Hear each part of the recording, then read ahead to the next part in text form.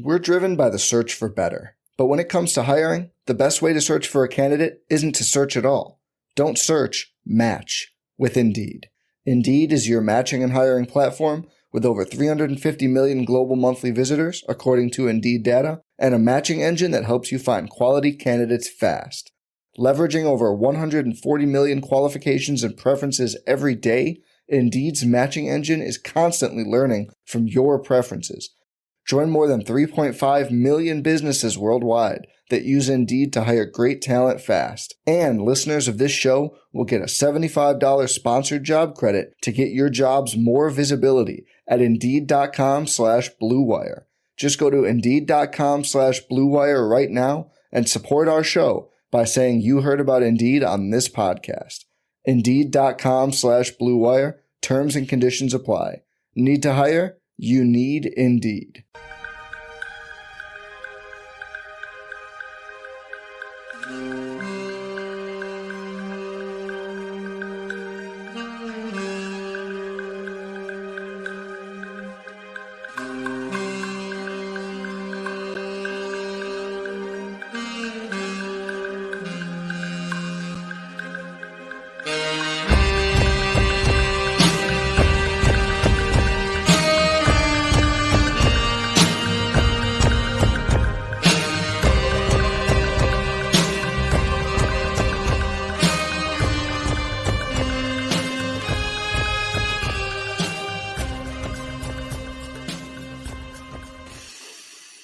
Hello, Mavs fans. Welcome to another episode of Pod Maverick After Dark. I'm Kirk Henderson, joined by Josh Bowe. It's a little before 9 o'clock on February 27th. The Dallas Mavericks just lost to the Cleveland Cavaliers on the longest buzzer beater in NBA history. Josh, what's it like to second longest, Kirk? Excuse me. Okay. Don't you dare do that to Devontae Graham, former Kansas Jayhawk, one of my favorite players. I'm just kidding. I didn't. Okay, I really honestly thought I saw longest. So the Mavericks fell 121 to 119. Max Strus buried 5 threes in the final. What was it? 4 minutes? About 4 minutes, 4 or 5 minutes. 4 or 5 minutes of a game after the Dallas Mavericks had taken a commanding lead. Yeah, they're up 10. They're up 10 after really one of the. We'll get to this in due time, but really like a beautiful possession of role players with Maxi Kleber busting his ass to get an offensive rebound, passing the ball out, getting the ball back, and burying a three to really what felt like seal the game for the Mavericks. And it didn't. And so, we had a little bit of time. Like my Twitter feed is just a mess because it's like you get people responding. People are mad, as they should be. Mad, yeah. And I think this game is like a Rorschach test. Is that how you say it? Yeah, Rorschach. Yeah. Whatever, the friggin' ink blob. This is the game that if you have a beef with the Mavericks, let's say it's the end of game play calling, or realistically what turned into an elaborate game of my turn, your turn, where Kyrie Irving attempted to make up for mistakes. Let's say it's the NBA officiating, which was I cannot wait to see the last 2-minute report on this game. That's going to be a riot. Let's say it's head watcher Jason Kidd. Let's say it's inbound plays where Luka gets the ball going away from the basket again. But it worked. It worked because I know. We'll get to it. I know. Let's say it's Josh Green doing Josh Green things. It was really a remarkable game of one thing makes a difference. Tim Hardaway Jr., defensive stopper. Shout out Bob Sturm. If that's a thing, like one thing makes a difference in this game. That's kind of what I'm settling on. And the Mavericks walk away with a win, right?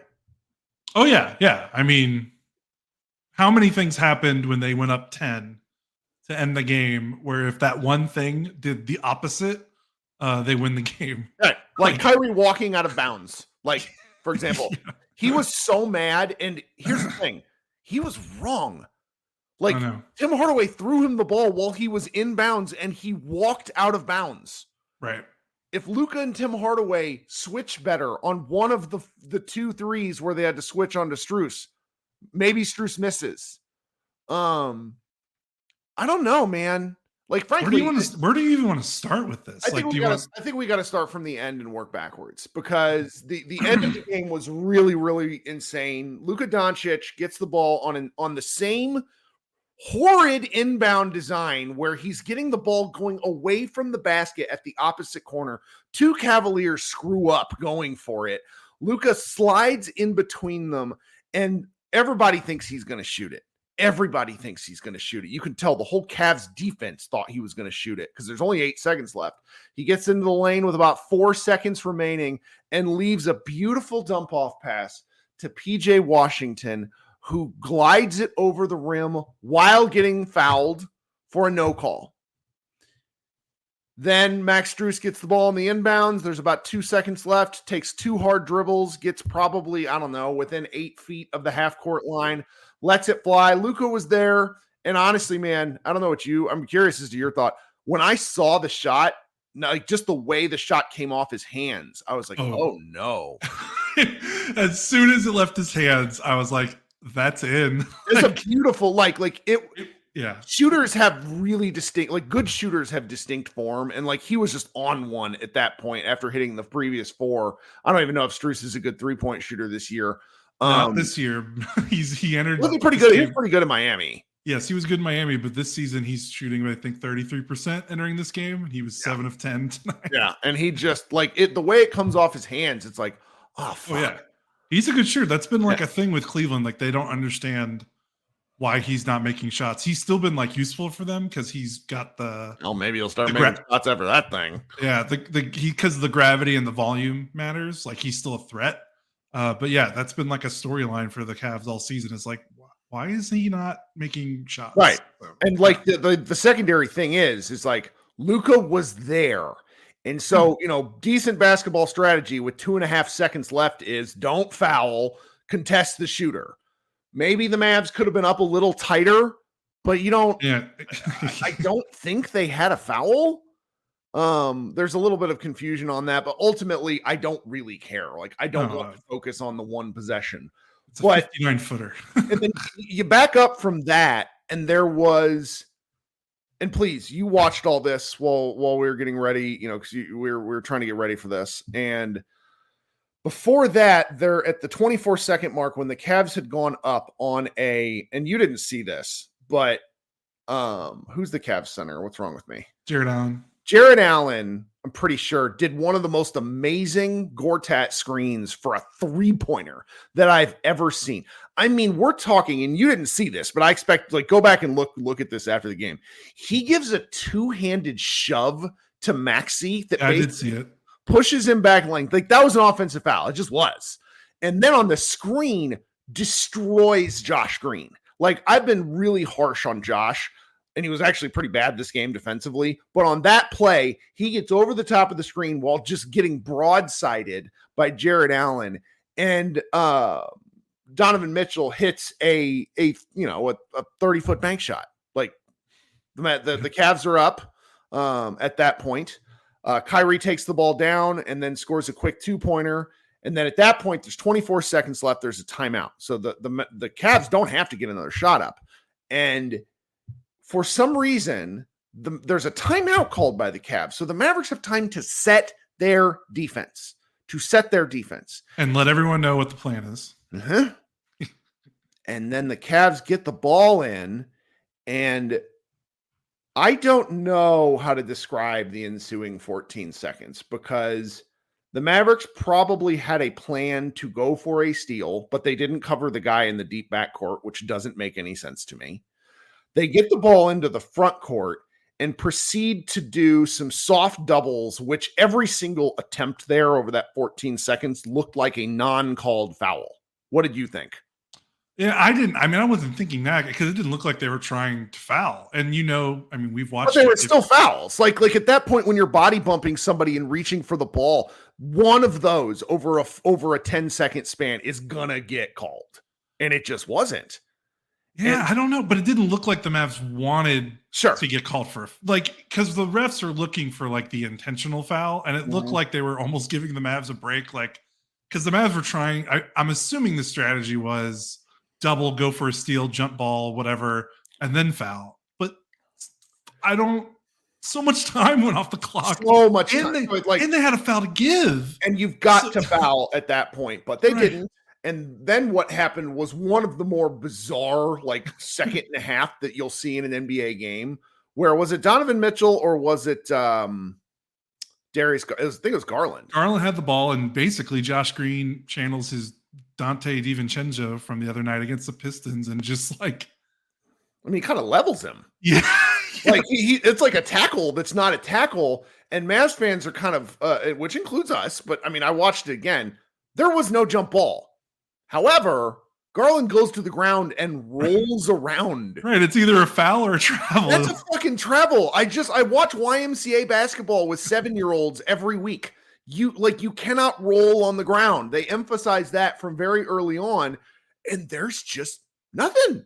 They get a timeout called after he goes from, I'm pretty sure, being on his front to rolling over onto his behind while trying to keep the ball away from Josh. And at that point, they call a timeout. And like, you can see Kid is just like, I'm sorry. I know there's a lot of folks in the chat that are like, you can't blame this on Kid. Look, we'll get to Kid.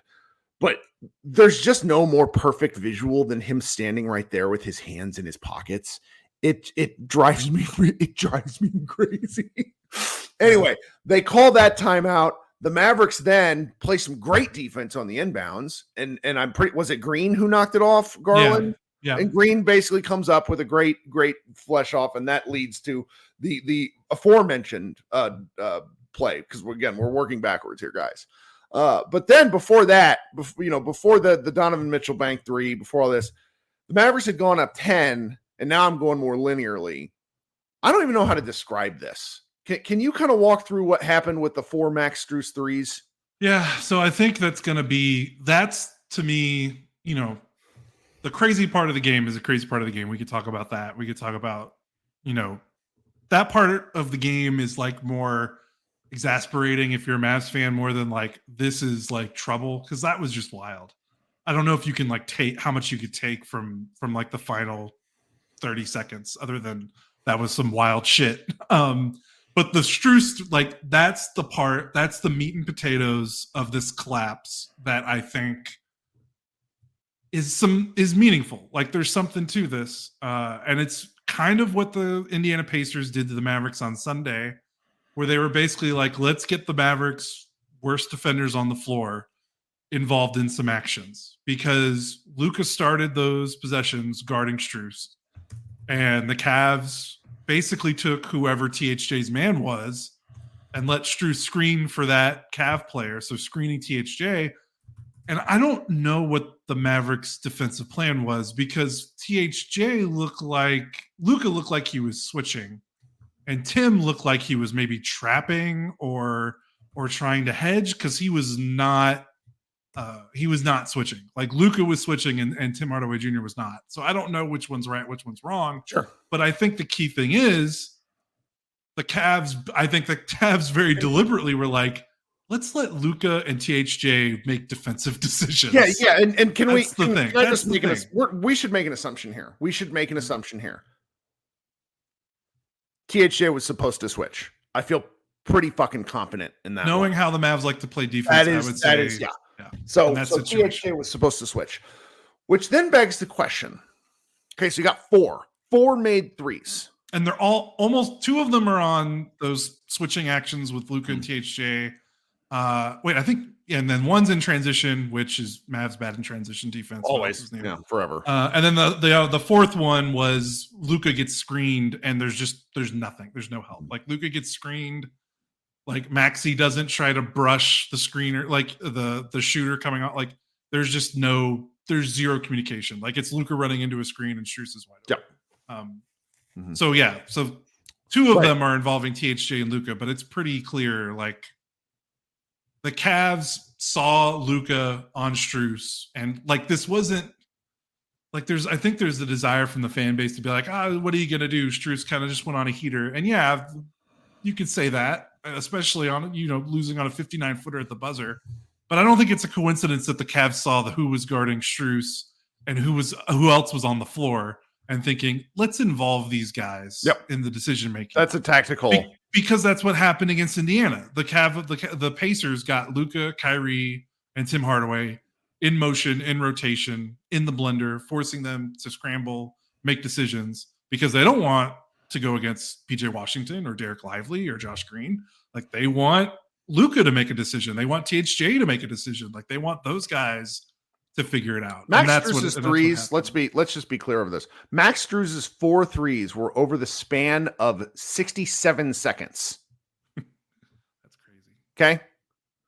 67 seconds. So the first one comes after a Kyrie Irving layup off a nice play from Maxey.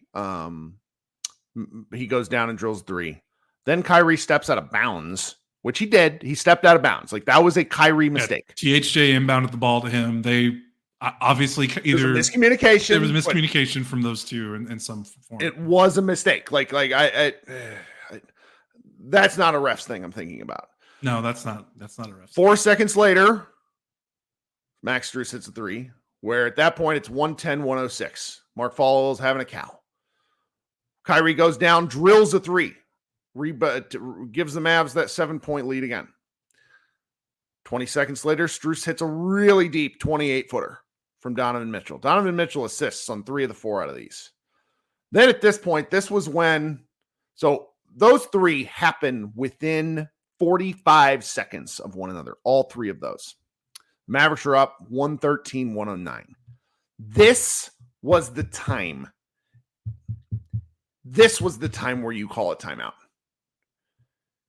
Unfortunately, Kyrie is kind of pretty pissed off at himself. I've very rarely seen Kyrie kind of this sort of vexed on the floor. He's usually he's not like he's out of control. He's just mad. He's cool and collected. Yeah, normally. he wanted to make up, and he was stepping up to the challenge, so to speak. Mm-hmm. He goes down. Also, shout out up here now and later for the quick tip, and then we had a tip earlier that I saw from Henry. So shout out to Henry for those tips. Really appreciate that sort of thing. So at that point, you're up 4. It's 3 minutes left, and the next dead ball, I'm pretty sure is a timeout. I could be wrong, but it's under 3 minutes. Like a kid didn't have the use it or lose it timeout, I guess, which is normally like our joke in here. So Kyrie goes down and sort of forces up a shot. Doesn't go. And then Max Strus comes down and hits the 4th 3. And at that point over is when Kid calls the timeout. And at that point is when he elected to get Josh Green back in the game.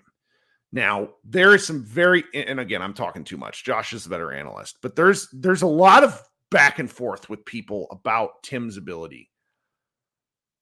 I stick with you in the sense of after the second 3, and particularly the third 3, you have to, as a coaching staff, understand the Cavs see something, even if it is just within 45 seconds.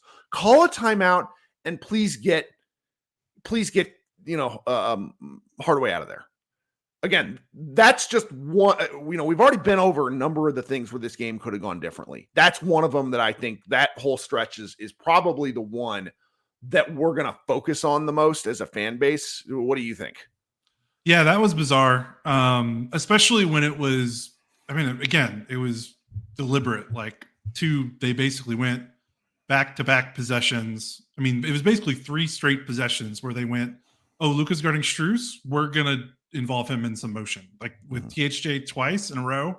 Then the out of bounds play where Allen screens Luka and no one helps, like just no communication.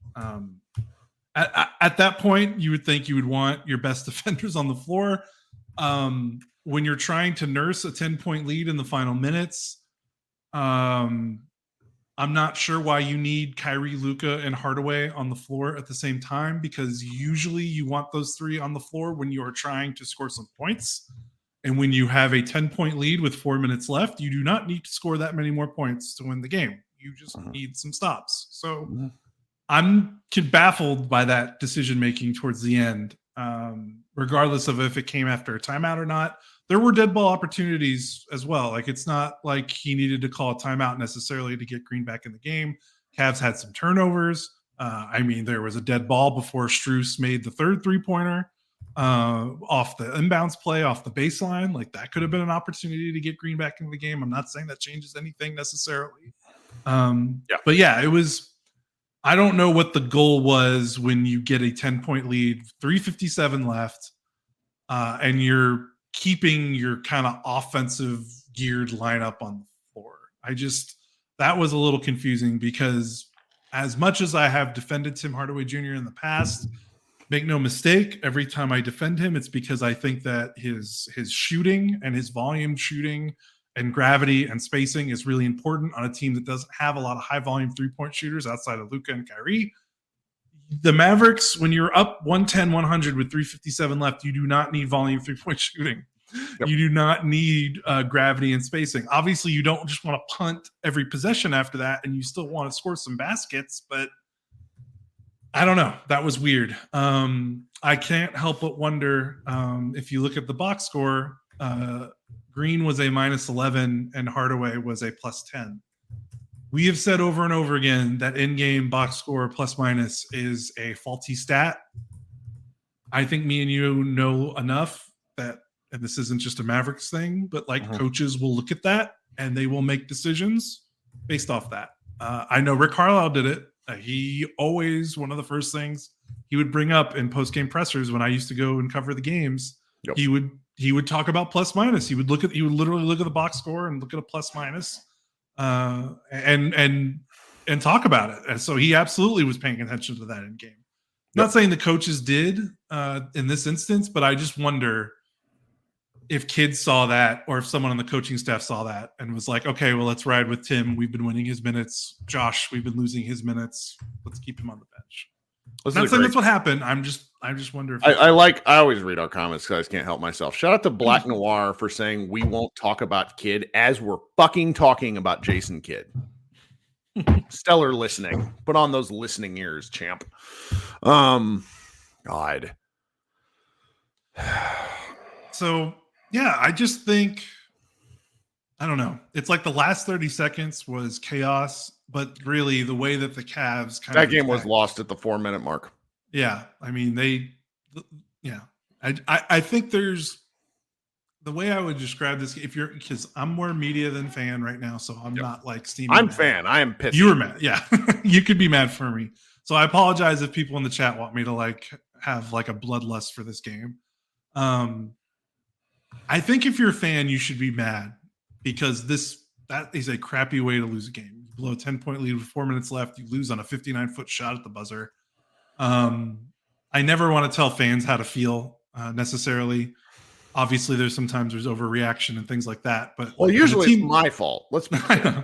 But when a team loses a game like that, you're allowed to be mad. Like, that's the whole point of being a fan. Yeah. You should be pissed off. But I haven't hurt like this after a game in a long time. I know. That was a tough one. But I would say, the way the game ended the last 30 seconds, I wouldn't be fearful of that having anything like a lingering effect. The one thing I will say is that we are now 2 games in a row, and I think the Mavs are going to be fine. They play Toronto tomorrow. Toronto is not great, although they're playing better, but that's I would imagine there's no better scenario than those guys want to play right away and flush this game and beat up on a bad team. So that's what they do tomorrow. But what I'm going to say is, this is 2 straight games now against 2 good teams. Pacers are a good team. Cleveland's, good Lord, they might finish the 2nd seed in the Eastern Conference. They're really good. They're playing really well. So 2 straight games against 2 good teams. Huge game for them. Yes, it was. Game for them. Yeah, the race for the 2nd seed is huge, because no one wants to play Boston in the 2nd round of those top 4 East teams. So these games really matter for these guys, for the 2 through 4 teams in the East. So what I'm trying to say, I know I'm really rambling. No, I love this. This is 2 straight games against 2 good teams, And the strategy, while differing a little bit, the overarching story is we are going to isolate your worst defenders and we are going to make them make decisions. We're not necessarily going to, isolate's a bad word, by the way, because they're not ISOing, because the Mavericks are actually pretty good switching and going one-on-one, defending one-on-one. But what they're clearly doing is they're like, we are going to make your below average defenders make decisions. Like, that's the best way I can sum it up. That's what the Pacers did. You watch almost weaknesses. They're, teams are starting to realize, I don't think we want to go after Derek Lively or PJ Washington or Josh Green or Maxi Kleba. When you've got Luka and Kyrie and sometimes Tim Hardaway Jr., all three of those guys on the floor at the same time. You can't play those three guys at the same time. Why would you do it? Why would, you can do it against bad teams, but if you're playing Cleveland, you're playing Indiana. I mean, they got away with it against Phoenix. I thought Tim didn't get a lot of burn until later in the game. Did you notice that? I did. Green played 29 minutes despite not playing most of the fourth quarter. And Green hurts his elbow, which, I mean, how many times is he going to hurt his elbow? Guys, look, I played basketball till I was in my mid-20s, pretty, regularly, competitively. I have never, ever seen anyone hurt their elbow like this guy hurts his elbow. Now, he came back in, which I was really pleased about. But when he jammed it on that dunk, I was like, oh, no. Because that's what resulted in Tim's minutes. I really believe this. Because how many minutes? Let's see here. How many minutes did Tim play? 26. Josh, you want to know fourth quarter minutes? No, just total minutes. Josh Green finished with 29 minutes. Okay, he actually played quite a bit. He played 5 minutes in the fourth, and Tim played 9. Tim played almost the entire fourth quarter. Did you see before this? We're just meandering now, and I need to take a quick break here. But we do. Can someone tell me what Jaden Hardy played 5 minutes and took 4 shots? How is that possible? Getting him up, man. Because I think he knows that dude is not playing a lot. He knows he has to make the most of his opportunities. He's averaging 11 minutes per game in February. When he's getting in the game, he's averaging 11 minutes per game in February. He's averaging 6 shots. That's amazing. Okay. That's like a shot a minute. He's getting a shot every 2 minutes, basically. Guys, we're 25 minutes into this beast, and I haven't shilled yet. So while all of you are here, if you could do me a favor and go ahead and like the stream, leave a comment on the video, go ahead and hit that subscribe button. I forgot to mention this the other day because it was during a loss. We hit 2,500 subs, which I'm really, really pleased with. I set that arbitrary asinine goal of 5,000 before the year. That's not really possible because we don't do enough stuff on socials to juice up some of our stats. But I'm really grateful for those of you who have subscribed. And if you could consider doing that, if you're here for the first time today, I would appreciate it. Those of you listening on audio feeds, please leave a review. That is very helpful to Josh and I. And again, if you want to send me an email, my email's out there. I always like talking basketball with people. Now we're going to pause for a brief break in the podcast for ad insertion, and then we will be right back. We're driven by the search for better. But when it comes to hiring, the best way to search for a candidate isn't to search at all. Don't search, match with Indeed. Indeed is your matching and hiring platform with over 350 million global monthly visitors, according to Indeed data, and a matching engine that helps you find quality candidates fast. Leveraging over 140 million qualifications and preferences every day, Indeed's matching engine is constantly learning from your preferences. Join more than 3.5 million businesses worldwide that use Indeed to hire great talent fast. And listeners of this show will get a $75 sponsored job credit to get your jobs more visibility at Indeed.com/Blue Wire. Just go to Indeed.com/Blue Wire right now and support our show by saying you heard about Indeed on this podcast. Indeed.com/Blue Wire. Terms and conditions apply. Need to hire? You need Indeed. The legends are true. Overwhelming power! The sauce of destiny. Yes! The most legendary sauce has arrived as McDonald's transforms into the anime world of WickDonald's. The greatest flavors unite in all new savory chili McDonald's sauce to make your 10-piece Wick Nuggets, fries, and Sprite ultra-powerful. Unlock manga comics with every meal and sit down for a new anime short every week only at WickDonald's. Ba-da-ba-ba-ba, go! At participating McDonald's for a limited time while supplies last. Okay. So there's a lot of other things we could kind of talk about here, and I think we do have to pay homage to Luka's really, this game wasn't a game without Luka going nuts. This was like low-key one of his best games like of his career, it felt like. It was. So how many, I mean, God, what were his final stats? 45 points on 29 shots, 14 assists, 9 boards, 3 steals. I thought he played better defense. One turnover, by the way. One turnover? Yes. The Mavericks won the turnover battles. They had 5. Cleveland had 16, and they lost, which is... That's amazing. This is the second straight game where Kyrie was a bit like, his stats look fantastic. 30 points, 6 rebounds, 3 assists, 12 of 24. His scoring came in flurries. His shooting was beautiful, but he had a kind of a rough start, started out 3 of 10. That kind of was part of the slow start for the Mavericks, but Luka sort of, puts them on their back, brings them back 57 to 60 halftime, and then the Mavericks made it a game. We just had to acknowledge those two players and what they contributed in their time. I thought this was one of PJ Washington's finest games so far. At one point, he was like team high plus 20, maybe even higher than that, and then things went sideways. I played a great defensive game. He really did. Yeah. Well, and then they got him involved offensively in ways that actually played to his strengths, where he wasn't just standing in the corner. Yeah, where he's rolling and doing cool stuff. That's right. That's right. So, all right. So we've got multiple people in the chat. Gosh, I love it. I love when people say criticism is hating. If you don't like criticism go find another show. This isn't the show for you. We talk about things even-handedly. Good Christ. We've had a number of people in the chat ask a good question, and I think it is a good question because it doesn't really make sense at first until you explain it. Could you walk us through why Daniel Gafford got virtually no minutes tonight? Oh, he got cooked tonight. The Cleveland made... Why is he getting cooked? Because the Mavericks have to play drop with him for the most part. And Cleveland just was like, okay, let's get him in the pick and roll, and we're going to get any shot we want. They made second quarter, which was where most of Gafford's minutes were. He played 3 minutes in the second quarter. Cleveland shot 11 of 15 from the floor, 7 of 10 from 3. It was like a clinic involving Gafford in a screen. They get him defending air, like he's not really defending anyone. And they're just picking out shooters like left and right. And Donovan Mitchell's walking in to pull up 3-pointers. He was 3 of 4 from 3 in the quarter.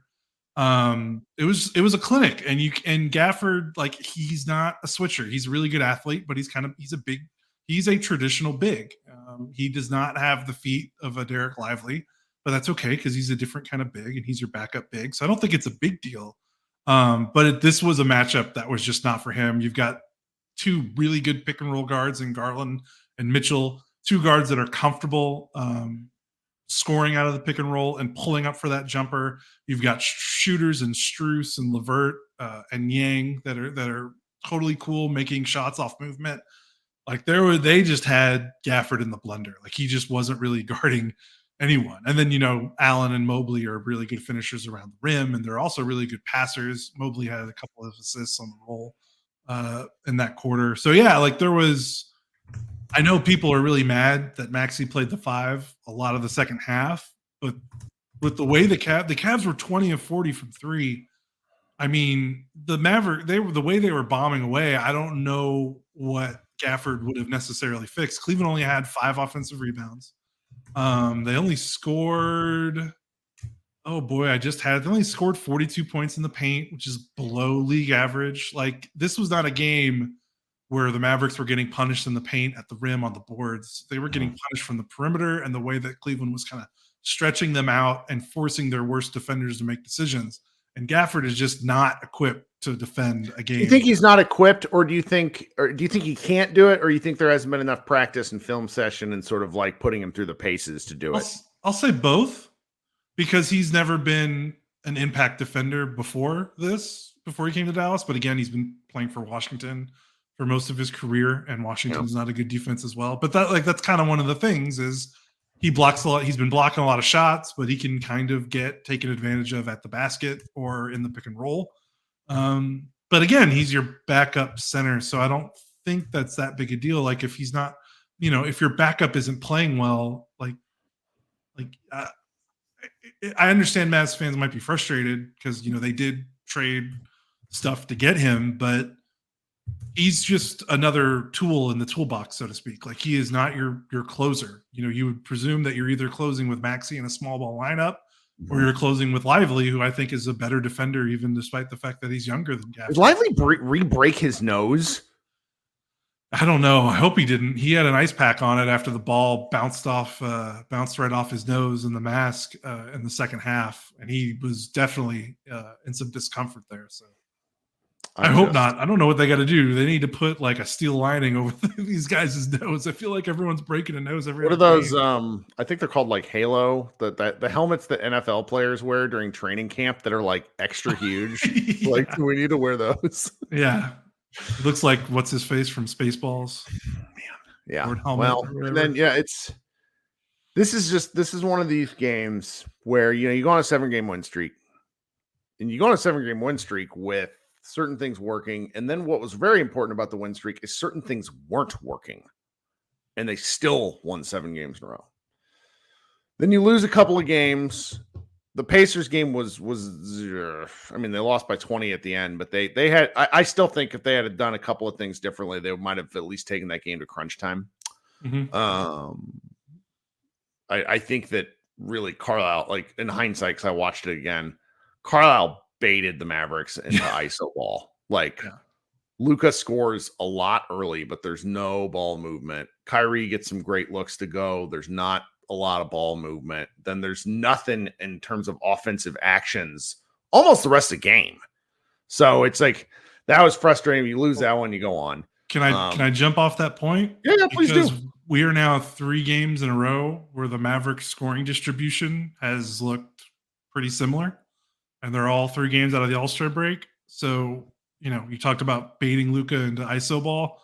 So first game out of the All-Star break, Phoenix, the Mavericks' top 4 scorers, Luka 41, Kyrie 29, PJ Washington 12, Tim Hardaway Jr. 12, Maxey 7. Mm-hmm. Pacers game, top 5 scorers, Luka 33, Kyrie 29, Josh Green 14, Tim Hardaway 11, Daniel Gafford 8. Now this loss against Cavaliers, top 5 scorers, Luka 45, Kyrie 30, PJ 11, Derek Lively 9, and Josh Green 7.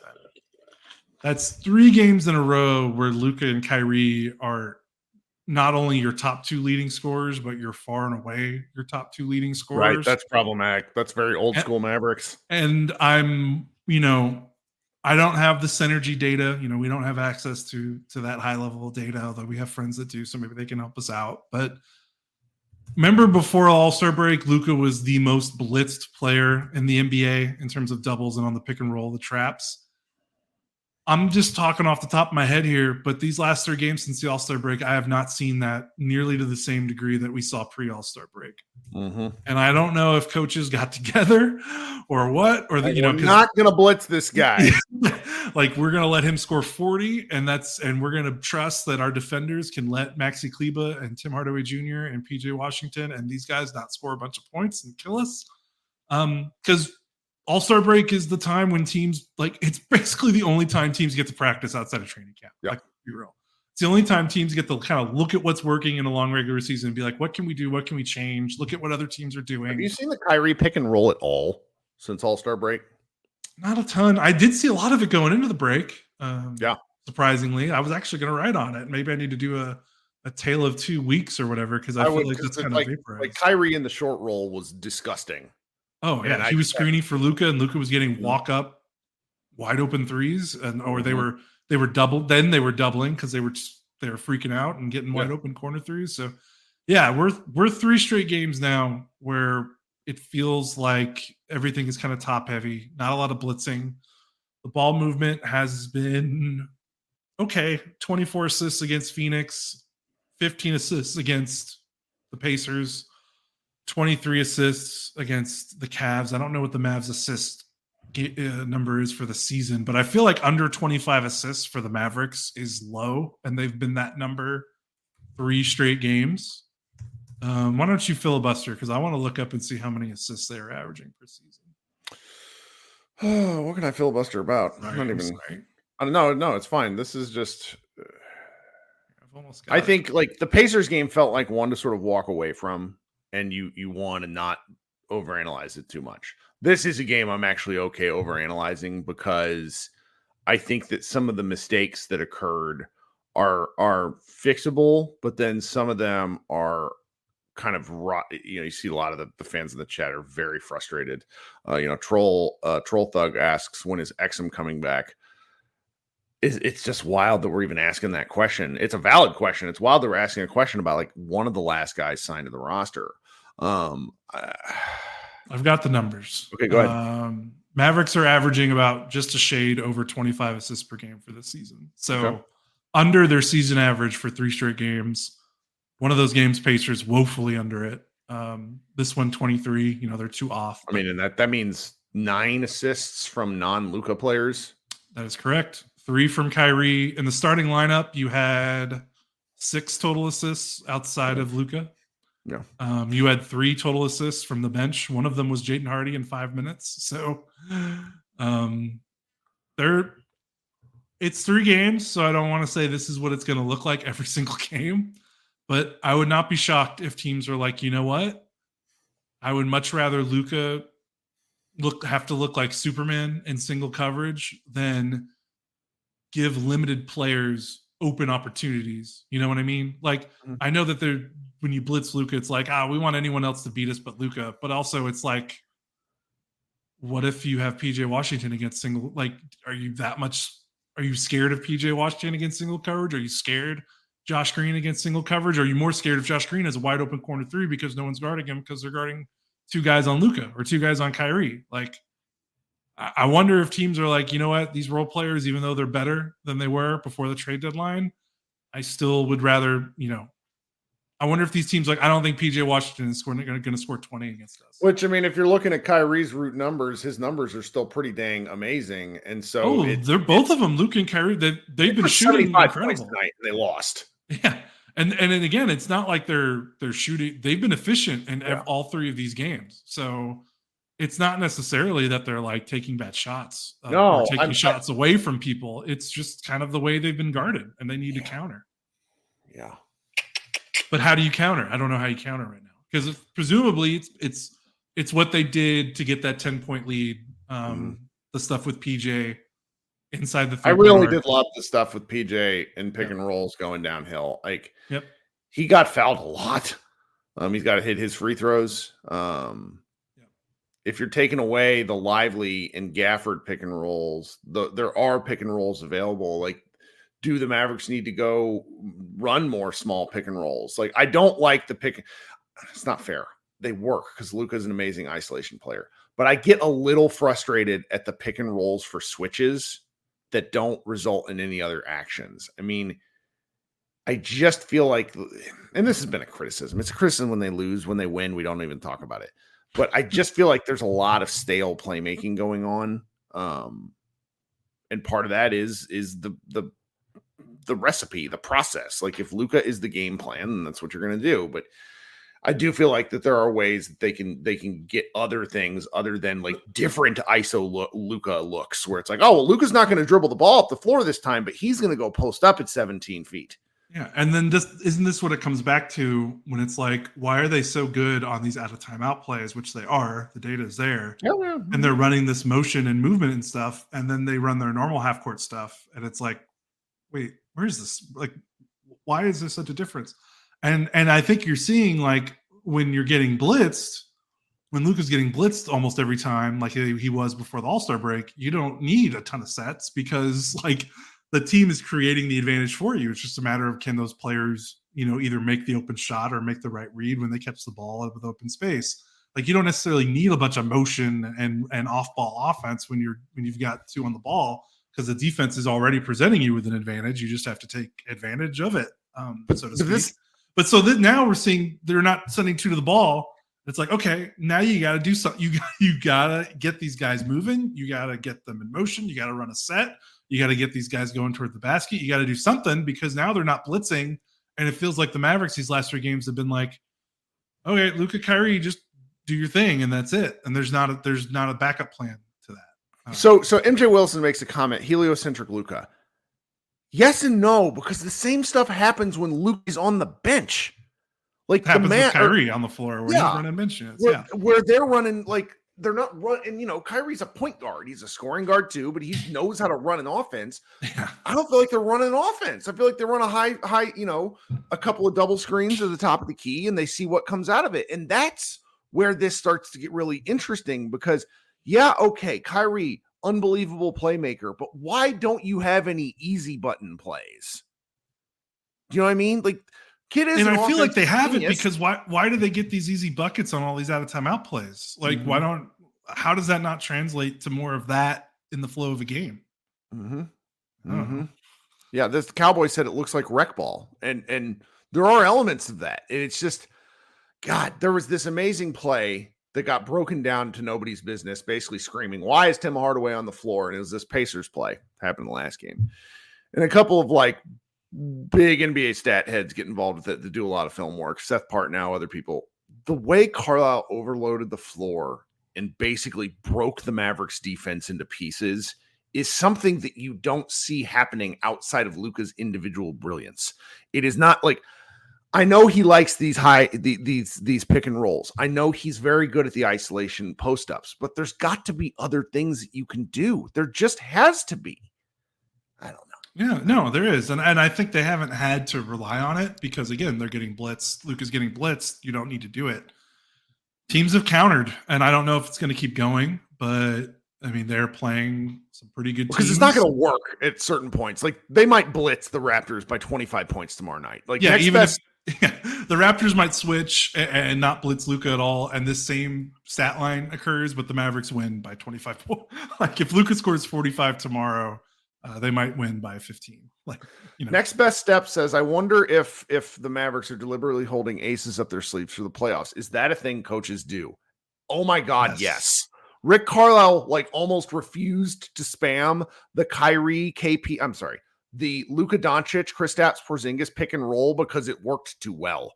Like, coaches are terrified of stuff getting on tape too much because then they figure out ways to block it because that's what the NBA is. But the Luka Kyrie 2-man offensive rating, like when they're on the floor together, I'm pretty sure it's the best offense in the league. Full stop. I could be wrong about this. I mean, I could look it up for you, but I could also take your word for it because I'm pretty sure. Yeah. So, man, I don't know. I'm trying to think if there's anything else we should really hammer home from this game because this game is one that should be picked apart a little bit more. And I feel like we've done a pretty good job of it while acknowledging the things that did work. They need Dante Exum back, which is so crazy. Which is like a worry because there's also this will be solved when Exum comes back. But it's also okay, but he's been hurt his whole career. If you're relying on him, there's trouble with that. I mean, look at this game. Look at the Cavs. The Cavs had LeVert comes off the bench, plays 28 minutes, has 6 assists. Mavericks had 3 assists total from their bench. Which getting assists from Karis LeVert is such a bonus. Like, that dude is Tim Hardaway through a fax machine 9 times. You guys think that Hardaway sucks. LeVert is bleh. But you look at the Maverick, since Exum's been hurt, their backup point guard is Kyrie. It's staggering. Luka goes out, Kyrie stays on, and Kyrie runs the offense, which is fine. Staggering. I just wish you had an offense to run. Yeah, that's they need to look at these 3 games and see what these teams are doing. Because yes, it is really cool for your 2 best players to combine for 70 points every game. But when the rest of your team is basically combining for 90 outside of that, or not 90, definitely not 90. Not 90. That'd be great. They'd be the best team in the league. Good.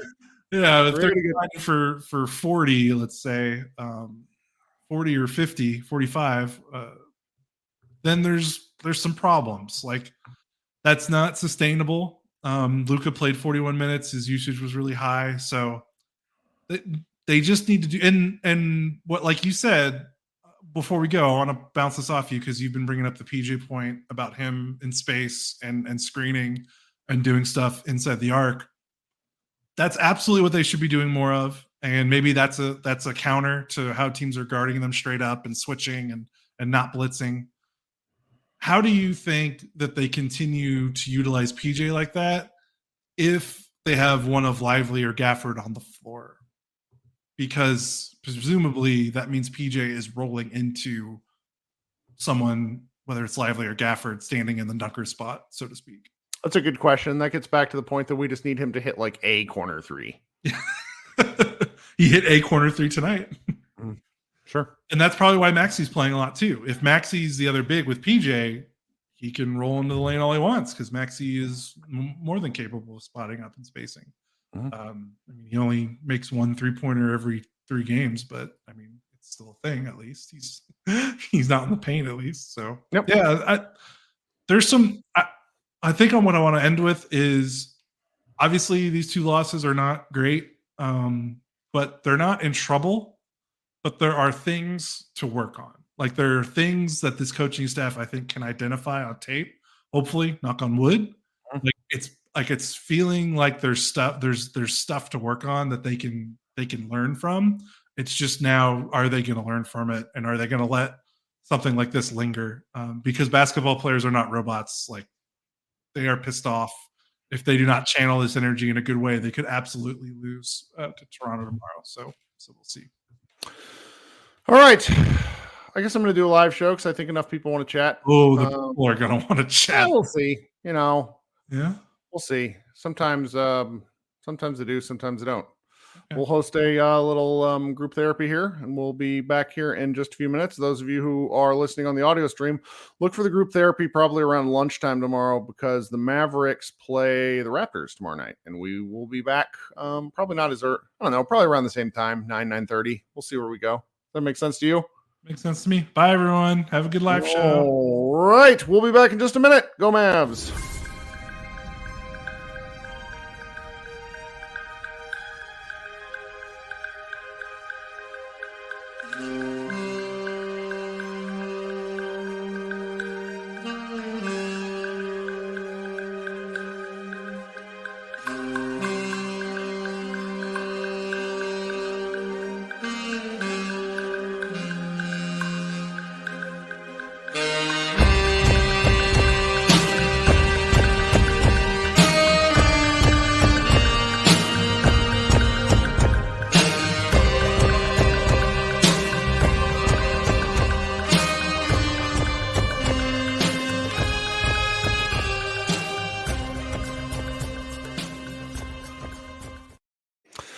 Hello and welcome back to what is now, should be, Pod Mavericks presents Group Therapy, if I can find the correct overlay. Thanks so much for hanging out with me. It is Tuesday night, 9:45. I'm Kirk and Josh, editor-in-chief over at MavsMoneyball.com. You're joining us after we had just done our initial recap show following the Dallas Mavericks losing in really monstrously painful fashion, 121-119. I'm sort of emotionally spent, frankly, but I want to hear what you guys have to say. So in the comments, there is a link which should be pinned. I attempted to pin it, where you can click on that link and come join this show live and let me know what your takes on this game are. Right now I got Brian waiting, but if anybody else wants to talk, feel free to join in and tap in, and we'll talk a little basketball. Hey man, what's up? Dude, I'm kind of where you are. My skin was still crawling for like an hour after the game ended, but yeah, I think I've calmed down now. I'm just, God, that sucked for a number of reasons, mostly just because it didn't need to happen. There were like 8 different off ramps from this outcome, and we just didn't take any of them. Some of them were like blocked off before we could get there. Yep. But I mean, there's like, that's why I said in the other show, like if you have a bone to pick, I think the only like for the whole season of like problems that keep coming up, I think the only bone you can't actually complain about is Luka taking all the shots in crunch time, because I don't think he shot the ball after like the 5. Like he took a really bad short 3, and then I don't think he shot the ball again. Everybody else, and that's a normal complaint whenever things go sideways. Like Luka needs to get anybody involved. He didn't touch the ball, but everything else, from kids coaching to Tim Hardaway's defense to Tim Hardaway playing, to it goes across the board.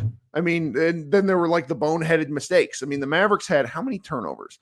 The Mavericks had a grand total of 5 turnovers, and one of them was Kyrie walking out of bounds. Like, that's so bizarre. Yeah, dude, we had I can run down the full list. We've got Josh Green playing well, and then just his elbow exploding or whatever again, and being in and out of the game for like 20 minutes of game time as Cleveland was making their run. So that was fun. Mm-hmm. There's so many things with Kid. I can't wait to be done with this shit. I'm just so tired of him for multiple reasons. I don't think he's going anywhere, man. I got some thoughts. It's like things have to really go sideways in the playoffs, because it feels like that like this level of coaching works for the superstars. You know what I mean? I don't know. Yeah, I'm done just like hoping for him to be fired. It's not going to happen. I've just got to hope for like unconscionable things that I can't say on this podcast, and maybe if one of those comes to pass, then we'll have a new coach. But they're not going to fire him. It just is what it is. It's fine. I won't say I've made peace with it. I've made something with it, because it just is what it is. The Tim, it like with Tim, I just, it's not even fully his fault. Not fully. Like, he stinks, but he gave really good effort on defense in the third quarter. Right. Now, it will lead inquiring minds to ask, okay, why don't you just do this all game, especially when you're bricking? It's not like you contribute anything on offense. But played really well in the third quarter, even though he couldn't hit the ocean, whatever that saying is. Yeah, and then just the last kid taking forever to call that timeout, waiting until the fourth Strus 3 to call a timeout. But it was over 45. Like, it was 67 seconds of game action, basically a minute and change in real time. And so, like, the hater in me wants to blame Kid for all. Like, I was mainly shocked not after the third one. The fourth one, it's because the second one, it happened in like 30 seconds. Then the third one happened. Like, it's really easy to kind of quarterback this after the fact. But I want to say I at least understand it if I don't agree with it.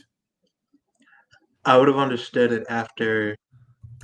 I'm not gonna lie. I think that not even because of like Strus, there should have been a timeout call after that second 3, because he should have tore into Kyrie's ass for that turnover.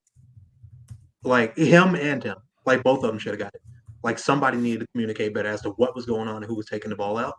Like, somebody needed to be held responsible for that in the moment. And who knows what happens after that? Probably nothing. They probably still give up the exact same shot. But when he calls them out, Josh came into the game, which is good, and was out. Yeah. Right. And so maybe if that happened sooner, who knows? We don't know. It was pointed out to me by one of my friends on Twitter that the last 3, the one that happened in the corner, I attributed that to Tim, because he was Tim's assignment at the time. Tim got screened, and the dude who was supposed to be trailing him to the corner was Luka, and he just doesn't have the foot speed to catch Strus running at full speed to the corner. So I'll give him a pass on that one. I'm like, he tried to tell me, no, the third 3, he got screened and it was like a dribbling handoff. Whatever. That whole section, I don't care. That minute and a half is what everybody is going to scrutinize to death, I think. Yeah. It's just so funny, because like we had Josh not get. Did he get called? No, he didn't get called for a foul for tackling Darius Garland in half court. Donovan Mitchell having a chance to end the game with Luka on him on the left wing, and he just dribbles the ball off his foot, or Luka like swipes it away, whatever happens.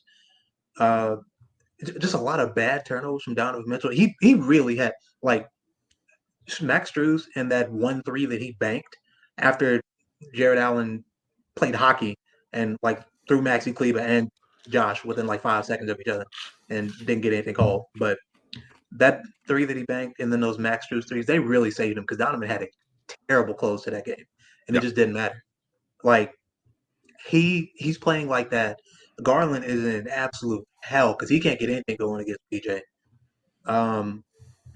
And yeah, man, it's just disappointing because we had all these things going our way. We kicked this team's ass until like 4 minutes left, and then it just all kind of evaporated. Yeah, Ended up not mattering. the second half was a really nice, impressive kind of comeback. I was really pleased with the Mavericks play. It was an enjoyable game.